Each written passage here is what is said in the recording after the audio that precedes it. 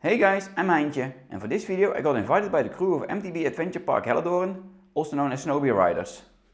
I've been following their YouTube channel for a while now and the park looks promising. So after the intro, it's time to check it out for myself.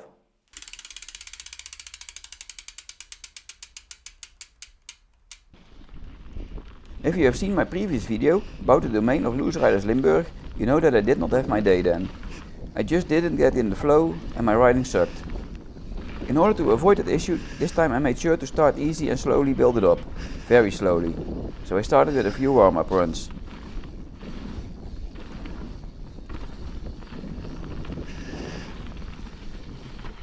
While I show both sides of the double slalom, let me use this time to address the formalities.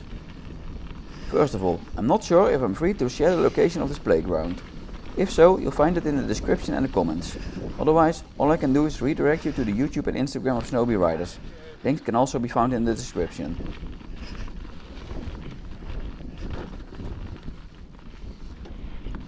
Next point I have to talk to you about is your subscription to my channel. Ever since I reached the 1000 subscribers, the number of new subs has slowed down. However, I still really appreciate anyone subbing.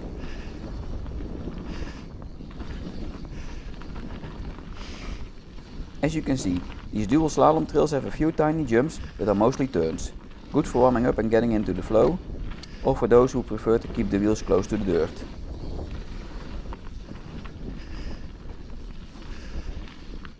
I like getting some airtime, so let's move on to the next line. This one is quite similar, except for one set of features. A step down followed up by a step up. These kind of drop/step downs are right up my alley, so after a quick look I went for it straight away. However, the step up is one of those scary steep jumps. This one took me a couple of tries.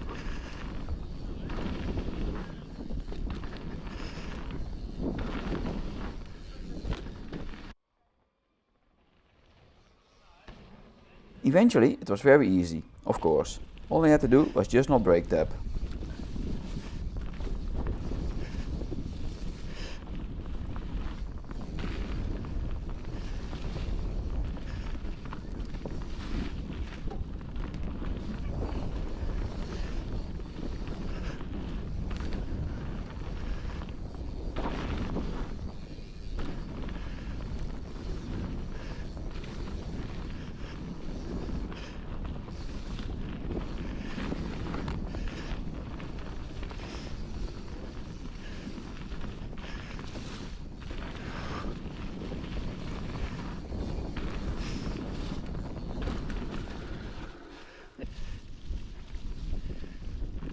Now it's time to move up to the main line, basically two very nice built tables.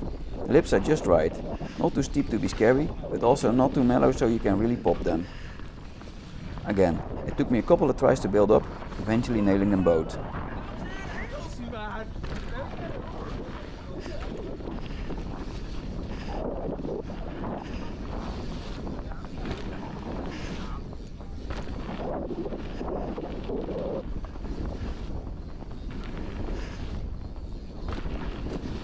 You can continue this line a bit further if you want.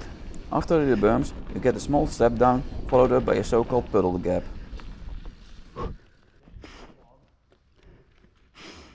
Normally, gap jumps are named depending on the thing you jump over.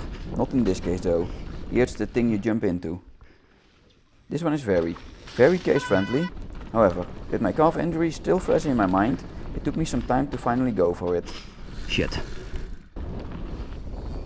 Thankfully, you just have enough time after landing to start a manual for the puddle. And no, landing in a manual is not in my skill set. Hell, even the manual itself isn't in my skill set, let alone landing in one. The next step up in the park is a decent sized gap jump. I gave it a couple of run-ups, the guys telling me that my speed was sufficient. However, the last thing I needed, commitment, I lacked. Will this ever get any easier? I know I have the speed and the skill. The landing even has a huge case pad in case I end up short. Still, I didn't dare to commit to the jump. Yet. At this point we went to another part of the forest for one more jump. Another step down. I would like to call it a cross-country jump. Man, that run-up is physical. All my fitness just sucks. Anyway, this jump you can basically jump as deep as you want. Strangely enough, this one didn't scare me at all. So we gave it a bit of a session.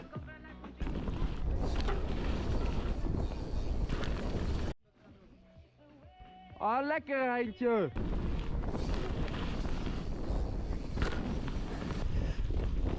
Now all that was left for me was the one gap jump. I asked for a couple of toe-ins to help me judge the speed. This one felt on the slow side and he cleared it easily. So now I have to commit or don't do it at all. Nee. Of course, this time I chain skipped, and when going for a new feature, the smallest things make you bail. One more try needed. I finally committed. Again, as always. Once done, you wonder what the issue was. Again, an easy but very fun jump. If you're curious, this one is about 5 or 6 meters, depending on how much of the case plate you use. If you want, there's one more line to step up your game once more. Gaps of 7.5 and 10 meters respectively. However, those are so far outside my comfort zone that I didn't even consider them. Maybe one day. To end the video, the guys also showed me the most enduro-like descent. So while I show that run, it's time to conclude the video.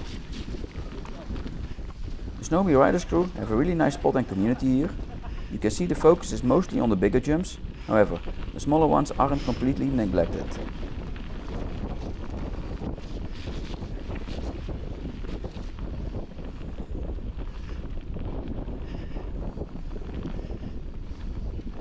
As always, thank you very much for watching. Subscribers are nice, however, you watching the whole video is the biggest way to show your appreciation. But please, do sub if you haven't already. By the way, if you want to support me financially, you can join the channel or send a super thanks. Even a small donation really helps me to turn this hobby into something more.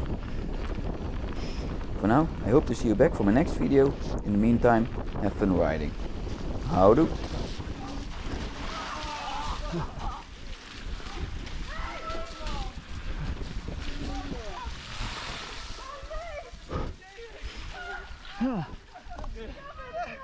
Ik zat zo kut.